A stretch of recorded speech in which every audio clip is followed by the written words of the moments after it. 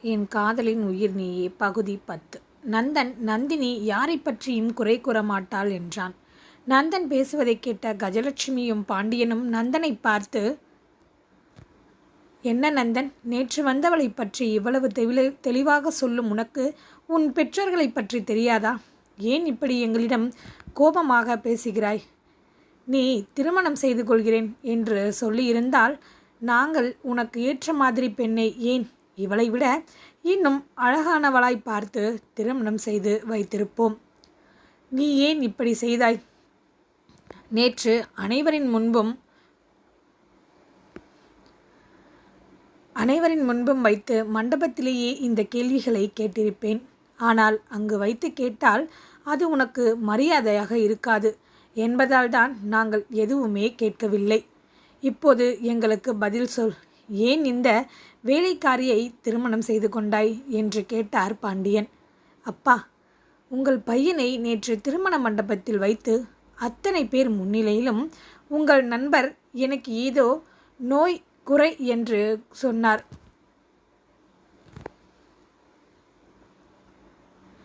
அப்போது நீங்கள் ஏன் எதுவுமே அவரை கேட்கவில்லை? எனக்கு திருமணம் செய்து கொள்ளும் எண்ணம் இல்லை. உங்கள் நண்பரால் தான் நான் இந்த திருமணத்தையே செய்து கொண்டேன். அவர் அப்படி பேசும்போது நீங்களும் அம்மாவும் அமைதியாகத்தான் இருந்தீர்கள். அதிலேயே நான் தெரிந்து கொண்டேன் இது நீங்களும் அவரும் சேர்ந்து நடத்திய நாடகம் என்று. சரிடா, நாங்கள் அப்படியே நாடகம் நடத்தியதாகவே இருக்கட்டும். நீ காவியாவை திருமணம் செய்திருக்கலாமே. ஏன் இவளை என்றவரை நந்தன் தடுத்தான். ஏனென்றால் உங்கள் நண்பரின் மகளுக்கு என் மீது எந்தவிதமான பாசமோ காதலோ இல்லை. அவளுடைய எண்ணம் எல்லாம் என்ன தெரியுமா உங்களுக்கு? என் மனைவி என்ற அந்தஸ்து, தி கிரேட் பிஸ்னஸ்மேன் நந்தனின் மனைவி என்ற பெயர் மட்டும்தான். என்னை பொறுத்தவரை அப்படிப்பட்டவளுக்கு என் வாழ்வில் இடமில்லை. என்னை திருமணம் செய்து கொள்பவள் என்னை மட்டுமே விரும்ப வேண்டும். என்னுடைய பணம், சொத்து, அந்தஸ்து இவைகளை என்றுமே பெரிதாக எண்ணக்கூடாது. பிறகு ஏன் இந்த வேலைக்காரியை திருமணம் செய்து கொண்டாய் என்று தானே கேட்டீர்கள். ஏனென்றால் அவள் ஒரு ஏழை பெண். அவளின் முகத்தை பார்த்ததுமே தெரிந்துவிட்டது அவள் எதற்கும் ஆசைப்பட மாட்டாள், நல்ல மனைவியாக இருப்பாள் என்று. அதுவும் இல்லாமல் அவளை பார்த்தவுடன் எனக்கு பிடித்துவிட்டது. அதேபோல் அவளுக்கு தெரியாதவை அனைத்தையும் நானே சொல்லிக் கொடுத்து எனக்கு ஏற்றாற்போல் மாற்றிக்கொள்வேன். எனக்கான காதலையும் அவளிடமிருந்து பெற்றுக்கொள்வேன். இந்த உலகில் அனைவரும் பிறக்கும்போதே எதையும் கற்றுக்கொண்டு பிறக்கவில்லை. அதனால் அவளை யாரும் குறைவாக எண்ண வேண்டாம். அவளுள் என்ன திறமை இருக்கிறதோ அதை வெளியில் கொண்டு வந்து அவளை உயர்த்துவேன். உங்கள் அனைவருக்கும் நன்றாக தெரியும் இந்த நந்தன் எதை நினைக்கிறானோ அதை நடத்தி விடுவான் என்று. அதனால் இனிமேல் என் வாழ்வை பற்றி நீங்கள் யாரும் கவலைப்பட வேண்டாம். பிறகு இன்னொரு விஷயம், இனி இந்த வீட்டில் என் மனைவிதான் அனைத்து பொறுப்புகளையும் கவனித்து கொள்வாள். அவளை எதிர்த்து பேசுவது அல்லது அவளை கஷ்டப்படுத்தும்படியான வார்த்தைகளையோ செயல்களையோ நடந்து கொண்டால் அவர்களுக்கு இந்த வீட்டில் இடமில்லை. வெளியில் போய்விட வேண்டியதுதான் என்றான். அவன் பேசியதை கேட்ட அனைவருமே வாயடித்து போய் நின்றனர். ஆனால் வந்தனாவின் வாய் மட்டும் அடங்கவே இல்லை. ஏன் எங்களுக்கு இந்த வீட்டில் இடம் இல்லை என்று கூறுகிறீர்கள்? இது ஒன்றும் உங்களுக்கு மட்டும் உரிமையான வீடு இல்லை. இதில் என் கணவருக்கும் பங்கு இருக்கிறது. பாண்டியன் மாமாவுக்கு நீங்கள் ஒருவர் மட்டும் பிள்ளை இல்லை. இவரும் தான் இந்த வீட்டு வாரிசு. உங்களுக்கு இந்த வேலைக்காரி இவள் விழுந்தால் வந்தனா. தலை சுற்றியது அவளுக்கு. மெதுவாக கண்களை கசக்கி பார்த்தாள். அவள் எதிரில் ஆகாஷ் பல்லை கடித்து கொண்டு கடும் கோபத்தில் நின்றான். அவன்தான் தன்னை அடித்தான் என்பது அப்போதுதான் அவளுக்கு தெரிந்தது. ஏன் ஆகாஷ், என்னை அடித்தீர்கள்? நான் உங்களுக்காக இல்லை, நமக்காக தானே பேசினேன் என்றாள். ஏய், வாயை மூடு. யார்கிட்ட என்ன பேசிக்கிட்டு இருக்க? நீ யார் சொத்தை யார் பிரித்து வாங்கி கொண்டு செல்ல வேண்டும் என்கிறாய் என்றான். அவனை பார்த்த நந்தன், ஆகாஷ், நீ கொஞ்சம் அமைதியாக இரு. நான் அவளுக்கு புரிய வைக்கிறேன். பாவம், அவளுக்கு எதுவும் தெரியாது. இன்று அவள் அனைத்தையும் தெரிந்து கொள்ளட்டும். அப்போதுதான் என்னிடமோ என் மனைவியிடமோ எதுவுமே வைத்து கொள்ள மாட்டாள், பேசவும் மாட்டாள். அவளுக்கு புரியும்படி நான் சொல்லிக் கொள்கிறேன் என்றான். என்ன சொன்னாய் வந்தனா? சொத்துக்களை பிரித்து கொள்ள வேண்டுமா? நீ எதற்காக என் தம்பியை திருமணம் செய்து கொண்டாய் என்று எனக்கு தெரியும். என் தம்பி உன்னிடம் பழக ஆரம்பித்த போது நீ எங்கள் குடும்பத்தை பற்றி விசாரித்தது பற்றியும் எனக்கு தெரியும். உன் எண்ணம் என்னவென்று தெரிந்த பின்பும் என் தம்பி உன்னை விரும்பிய காரணத்திற்காகத்தான் இந்த திருமணம் நடக்கட்டும் என்று விட்டுவிட்டேன். அதிலும் எனக்கு உன்னை போன்ற பெண்களை பிடிக்கவே பிடிக்காது. அதற்கான காரணத்தை நீ அறிவாய் என்றும் எனக்கு தெரியும். நீ என்னுடைய பர்சனல் விஷயம் வரை தெரிந்து கொண்டாய். ஆனால் என்னை பற்றி முழுவதுமாக தெரிந்து கொள்ளவில்லை. நானும் ஏதோ சிறு பெண் தெரியாமல் செய்து கொண்டிருக்கிறாள் என்றுதான் நினைத்தேன். ஆனால் இன்று நீ அப்படி பேசும்போது நான் அமைதியாக இருந்துவிடக்கூடாது. அது சரிவராது. நன்றாக கேட்டுக்கொள். இந்த வீடு, இருக்கும் பிஸ்னஸ், சொத்து, ஏன் கார், வண்டிகள் அனைத்துமே என் பெயரில் இருக்கிறது. இந்த சொத்தில் யாருக்கும் உரிமை கிடையாது. நானாக கொடுத்தால்தான் மற்றவர்களுக்கு என்றான். ஆகாஷிடம் அறை வாங்கியும் இந்த வந்தனாவுக்கு வாய் அடங்கவே இல்லை. ஏன் உங்கள் அப்பாவை ஏமாற்றி எல்லா சொத்துக்களையும் உங்கள் பெயரில் மாற்றிக்கொண்டு விட்டீர்களா என்றாள். ஏய், நீ அடங்கவே மாட்டியா என்று ஆகாஷ் மறுபடியும் அவளை அடிக்கச் சென்றான். அவனை தடுத்தான் நந்தன். படித்த பொண்ணுதானே நீ, உனக்கு நான் சொன்ன விஷயம் புரியலை என்றவன், ஏனென்றால் இது அனைத்தும் நான் சம்பாதித்த சொத்து. என் அப்பா சம்பாதித்த சொத்து இல்லை. அனைத்துமே நான் சம்பாதித்தது தான்.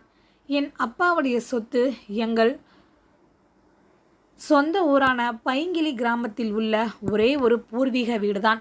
அதுவும் என் அப்பாவின் பிஸ்னஸ் இழப்பால் பறிபோனது. அதையும் இப்போது மீட்டு என் பெயரில்தான் வைத்திருக்கிறேன். இன்னொரு முக்கியமான விஷயம், உன் அறிவு கெட்ட மூளை இப்படி ஒரு கேள்வியை கேட்க தயாராக இருக்கும் என்று எனக்கு தெரியும்.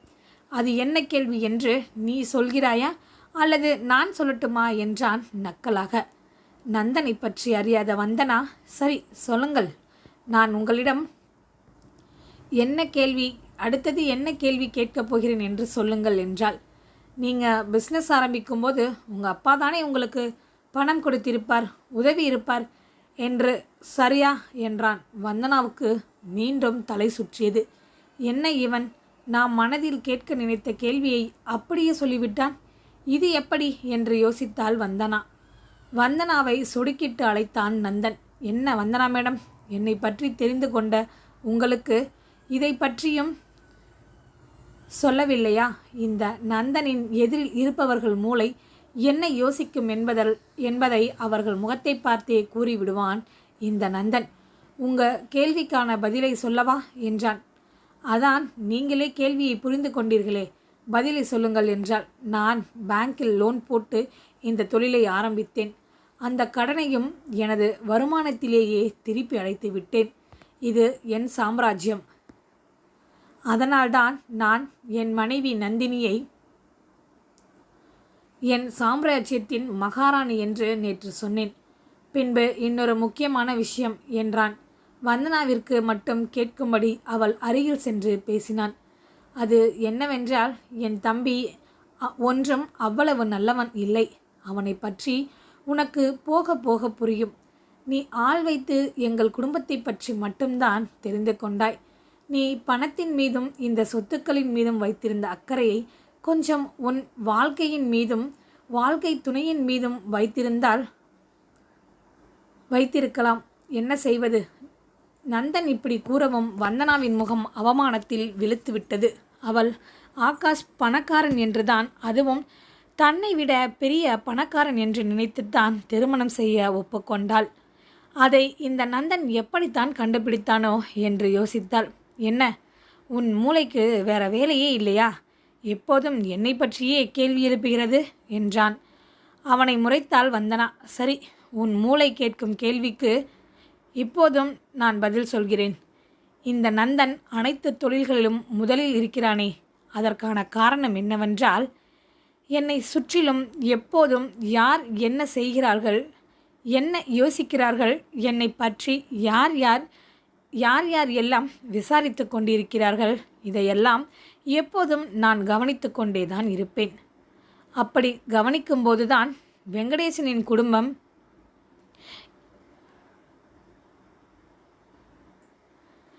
வெங்கடேசனின் குடும்பத்திலிருந்து என்னை பற்றி விசாரித்து கொண்டிருக்கிறார்கள் என்று எனக்கு தெரிய வந்தது.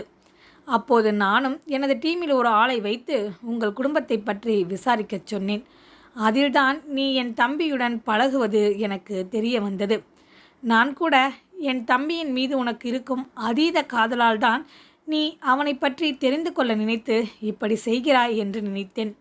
பிறகுதான் தெரிந்தது நீ அவனுடைய சொத்துக்கள் மீதும் பணத்தின் மீதும் தான் காதலில் விழுந்திருக்கிறாய் என்று. சரி விடு, உன் வாழ்வு எப்படி அமைய வேண்டுமோ அது உன் விருப்பம். பிறகு மேலும் ஏதாவது கேள்வி இருக்கிறதா என்றான். அவளோ எதுவும் இல்லை என்று தலையாட்டினாள். வந்தனா, இன்னொரு முக்கியமான விஷயம், இது உன் வீடு அல்ல, நந்தினியுடையது. அவளை எப்படி நடத்த வேண்டும் என்று நீயே முடிவு செய்து கொள். இல்லையென்றால் பொட்டி படுக்கைகளை கட்டிக்கொண்டு ரெடியாக இரு என்றான். வந்தனாவிற்கு எரிச்சலாக இருந்தது. இந்த வேலைக்காரி ஒரே நாளில், அதுவும் ஒரே ஒரு நிமிடத்தில் கோடீஸ்வரியாக மாறிவிட்டாள்.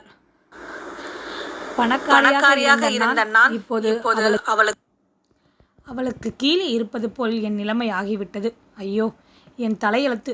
இவையெல்லாம் இந்த ஆகாசால் வந்தது. ஒரு பைசாவுக்கு கூட பிரயோஜனம் இல்லாதவனை போய் கட்டிக்கிட்டு வந்துட்டேனே. வந்தனா, உன் நிலைமை இப்படியே ஆக வேண்டும் என்று மனதுக்குள் எண்ணிக்கொண்டாள். அதிலும் ஆகாஷை ஏகபோகத்துக்கும் முறைத்தாள். ஆகாஷ் தன் அண்ணன் நந்தன் பேசியது எதுவும் தெரியாமல் இந்த அண்ணன் அவளிடம் என்ன சொல்லியிருப்பான்? இவள் வேறு நம்மளை முறைக்கிறாள் என்று நினைத்தான். வந்தனாவிடம் பேசிவிட்டு தன் தாய் கஜலட்சுமியிடம் இருந்து வீட்டின் சாவி கொத்தை கேட்டான் நந்தன். கஜலட்சுமிக்கோ இதயமே நின்றுவிடும் போல இருந்தது. ஏன் நந்தன், சாவி கொத்தை கேட்கிறாய்? இந்த அம்மாவை நீ நம்ப மாட்டாயா? எதுக்கு இப்போ சாவி கொத்தை கேட்கிறாய் என்றாள். அம்மா, உங்களுக்கு வயதாகி கொண்டே போகிறது. இனிமேல் நீங்களும் அப்பாவும் ரெஸ்ட் எடுத்துக்கோங்க. இனி இந்த பொறுப்புகள் எல்லாத்தையும் என் நந்தினி கவனித்துக் கொள்வாள் என்றான். நந்தினி இதுவரை எதுவும் பேசாமல் அமைதியாக நின்றிருந்தவள் பதறியபடி நந்தனிடம் வந்தாள். சார் என்று அவள் அழைக்க அவளை முறைத்து பார்த்தான் நந்தன். இனி நீ என்னை சார் என்று அழைக்கக்கூடாது என்றான் நந்தன். நந்தன் என்றுதான் அழைக்க வேண்டும் நந்தினி. நந்தினி முழித்து கொண்டு நின்றாள். நந்தன் என்று கூப்பிடு என்றான். இல்லை, என்னால் அப்படி சொல்லி கூப்பிட முடியாது என்றாள் நந்தினி. ஏன் கூப்பிட முடியாது? நீ இனி அப்படித்தான் கூப்பிட வேண்டும். இது என்னோட அன்பு கட்டளை என்றான். அதே நேரம் வீட்டினுள் வசந்தும் நுழைந்தான். பாஸ், நான் ரெடி, காரும் ரெடியாக இருக்கிறது, போகலாமா என்றான். இவன் வேற ஒருத்தன், எப்போ பார் நேரங்காலம் தெரியாமல் வந்து. வசந்த், நீ போய் காரில் வெயிட் பண்ணு, நான் வந்துடுறேன் என்றான். வசந்தும் ஏதோ முக்கியமான குடும்ப விஷயம் போலிருக்கும், நாம் எதற்கு இங்கு நின்று கொண்டு என்று அங்கிருந்து கிளம்பிவிட்டான். நந்தினி நந்தனை பார்த்தே, என்னால் உங்களை பேர் சொல்லி அழைக்க முடியாது, வேணுன்னா போங்க வாங்கன்னு கூப்பிடுகிறேன் என்றாள். சற்று யோசித்த நந்தன், சரி சார் என்ற வார்த்தையை விட்டால் போதும் என்று நினைத்தவன், ஓகே, அப்போ அப்படியே கூப்பிடு. சரி, இப்போ சொல்லு, ஏதோ சொல்ல வந்தாய் என்றான்.